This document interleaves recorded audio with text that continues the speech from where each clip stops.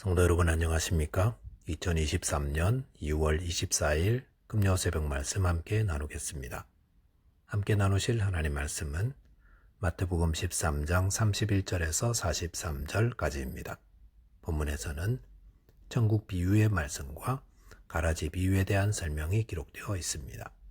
본문을 통해 천국은 작은 것으로 심고 영광스러운 것으로 거두며 천국 말씀에 귀 기울이는 자 되어야 함에 대한 말씀 묵상하겠습니다. 첫째 묵상할 내용은 천국은 작은 것으로 심고 영광스러운 것으로 거둔다라는 것입니다.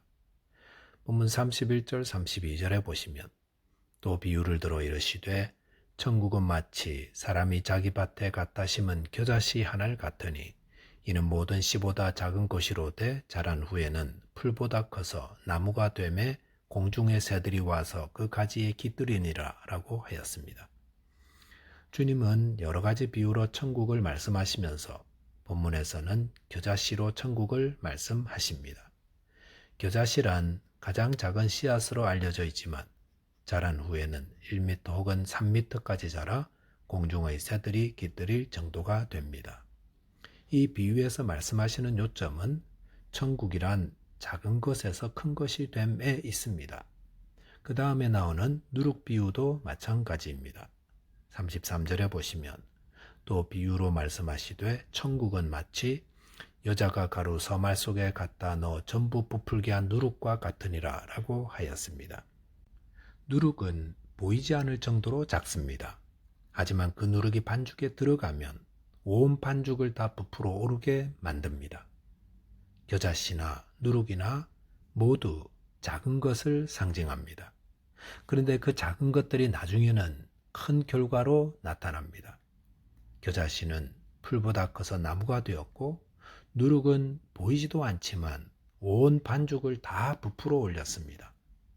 이를 통해 우리 주님께서 주시는 천국의 비밀은 바로 천국은 작은 것으로 심고 영광스러운 것으로 거둔다 라는 것입니다. 천국은 작은 것으로 심습니다. 그러나 후에 크고 영광스러운 것으로 거두게 됩니다. 우리는 이 사실을 잊지 말아야 합니다. 처음 복음이 우리 안에 심겨질 때 그것은 참으로 작은 것입니다. 겨자씨나 누룩과 같이 작은 것입니다. 아무도 주목하지 않습니다. 그러나 복음의 씨가 심겨지고 복음의 누룩이 들어간 곳은 어마어마한 크기로 확대됩니다. 아무리 작고 보잘것없는 사람이라 할지라도, 아무리 누추한 죄인이라 할지라도, 또 아무리 구제불능의 사람이라 할지라도 그 안에 복음의 씨가 심겨지고 복음의 누룩이 퍼져나가면 그것으로 인해 그의 삶이 통째로 다 바뀌고 하나님의 영광을 드러내게 되는 것입니다. 청년 사울이 기독교를 증오하며 교회를 무너뜨리고 박해할 때 그는 구제불능이었습니다. 그는 예루살렘 교회의 신실한 스데반 집사를 죽인 주동이었고 그런 사울을 무서워하여 사람들이 예루살렘을 떠나기까지 하였습니다. 사람들은 이방인에게도 복음을 전했지만 사울에게만은 복음을 전하지 않았습니다. 그렇지만 다메섹 도상에서 예수님이 그에게 나타나시고 그의 마음에 복음의 씨를 심겨준 후에 청년 사울은 거대한 나무로 자랐습니다. 온 유럽을 복음으로 채우는 누룩과 같은 자가 되었습니다. 그런 청년 사울이 주님을 만났을 때 그는 오직 한 가지만 들었습니다. 그것은 나는 네가 핍박하는 예수다 였습니다. 이를 통해 그가 깨달은 것은 예수님은 살아계시고 그분은 주님이시구나 이것만 알았습니다. 거기에 천국이 시작되었습니다. 성만찬의 비밀이나 율법과 복음의 차이 이런 것들은 그 후에 깨우쳐 나가는 것이었습니다. 우리가 복음과 신학과 기독교 신앙의 모든 것을 다 알아야 천국을 소유하는 것이 아닙니다. 천국은 작은 겨자씨 한 알과 같습니다. 하나님은 살아 계시구나. 예수님이 나를 위해 죽으셨구나. 이 한 가지가 믿어지면서 그것이 마음속에 떨어진 작은 겨자씨 씨앗이 되면 그것을 붙들고 천국을 살아가는 것입니다. 그러면서 하나님을 사랑하고 이웃을 사랑하는 삶을 살아가고 섬김과 희생과 봉사의 삶을 살며 이웃을 긍휼히 여기는 자가 됩니다. 그러면 주위의 새들이 와서 깃들이는 나무처럼 이웃에게 사랑과 유익을 주며 쉼을 주고 위로하는 긍휼의 사람이 되어가는 것입니다. 저와 여러분 안에 복음이 심겨지고 그 복음이 자라 천국의 삶을 누리며 나누어주는 자 되시기 바라겠습니다. 둘째로 묵상할 내용은 천국 말씀에 귀 기울이는 자 되어야 한다는 것입니다.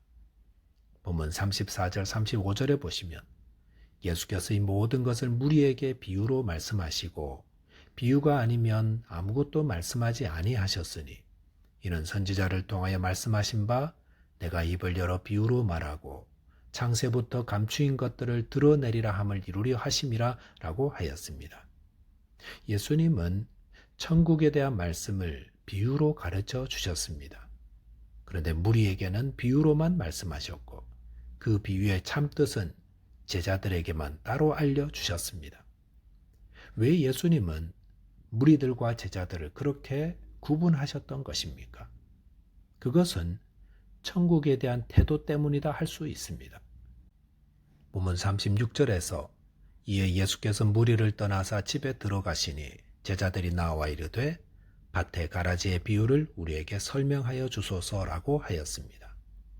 여기 보시면 제자들은 예수님이 하신 비유의 뜻이 무엇인지 알고 싶어서 예수님께 여쭈었습니다. 그런데 무리들은 어떻습니까? 그들도 비유의 말씀이 뜻하시는 바가 무엇인지 알지 못했습니다. 그럼에도 그들은 그 뜻을 알고 싶어 하지 않았습니다. 몰라도 아쉽지가 않았던 겁니다. 그 말은 그들은 예수님의 천국 가르침에 관심이 없었다는 겁니다. 그럼에도 그들이 예수님께 나온 것은 그들의 발행과 필요 때문이었던 겁니다. 그들은 자신의 발행과 필요가 채워지면 예수님의 말씀하시는 바가 무엇이든 별로 관심도 없었던 겁니다. 성도 여러분, 왜 우리가 예수님께 나옵니까? 물론 살아가면서 필요한 것, 아쉬운 것, 바라는 것 때문에 나올 수 있습니다. 그러나 예수님께 나오면 예수님의 말씀을 받아야 합니다. 그분이 내게 주시는 말씀이 무엇인지를 듣고 깨닫고 순종하는 것, 그것이 생명의 길로 가는 길입니다. 예수님은 비유의 뜻 알기 원하는 제자들에게 정확히 풀어 설명해 주셨습니다. 예수님은 말씀을 깨닫기 원하는 사람들에게 숨기는 분이 아닙니다. 그런데 문제는 우리 자신들이 알고 싶어 하지 않기 때문에 그것을 찾지도 구하지도 귀 기울이지도 않는다는 겁니다. 우리가 정말로 원하는 것은 무엇입니까? 나는 왜 예수님을 찾고 있는 겁니까? 그것이 혹 쪽집게나 점쟁이들에게서 들을 수 있는 말씀이 아닌가요? 주님의 말씀보다 내가 원하는 것, 나의 필요가 더 우선이라면 그런 사람은 주님이 주기 원하시는 것들을 받지 못하는 불쌍한 심령이 되고 말 겁니다. 천국의 비유만 듣고 돌아간 무리들은 그 비유의 참 의미를 알지 못하고 그 비유를 통해 주시는 보배와 같은 말씀을 소유하지 못했습니다. 우리가 내가 듣고 싶은 것만 듣는 자라면 그는 천국의 보배로운 비밀을 알지 못하는 불쌍한 심령이 되고 맙니다. 주님은 보배와 같은 천국 복음의 말씀을 비유로 들려주신 후 그것을 알기 원하는 자를 찾고 있습니다. 누가 그 의미와 그 뜻을 알고 싶어서 물으러 오는지를 기다리고 계십니다. 오늘 본문의 제자들이 바로 그런 자들이 아닙니까? 그들은 주님의 말씀이 들려질 때에 그 의미를 더 자세히 알고 싶어하는 소원을 가진 자였습니다. 그래서 그 말씀이 정말 그러한가 하여 깊이 묵상하며 그 뜻을 더 자세히 알려주기를 간구하는 자입니다. 그럴 때 주님께서 성령을 통해 우리에게 그 말씀의 의미를 밝히 보여주십니다. 저와 여러분은 내가 듣고 싶은 것만 들으려 하는 자 되지 말고 주님이 들려주기 원하시는 말씀에 귀 기울여 천국의 비밀을 깨닫고 주님이 오실 때 해와 같이 빛나는 의인의 삶 살아가게 되시기를 바라겠습니다. 말씀을 정리하겠습니다. 천국은 작은 복음이 떨어져 큰 것으로 자라납니다. 그러므로 천국 복음의 말씀 듣기를 사모하며 깨달음과 순종을 통해 천국의 삶을 사는 저와 여러분 되시기를 바라겠습니다. 기도하겠습니다. 하나님 아버지, 저희에게 복음의 말씀을 들려주시고 그것을 깨달아 100배, 60배, 30배의 영광스러운 열매 맺는 자 되게 하여 주옵소서. 또한 천국 복음 듣기를 사모하는 복된 성도 되게 하여 주옵소서. 예수 그리스도 이름으로 기도하옵나이다. 아멘. 오늘도 믿음 안에서 승리하는 하루 되시기 바라겠습니다. 감사합니다.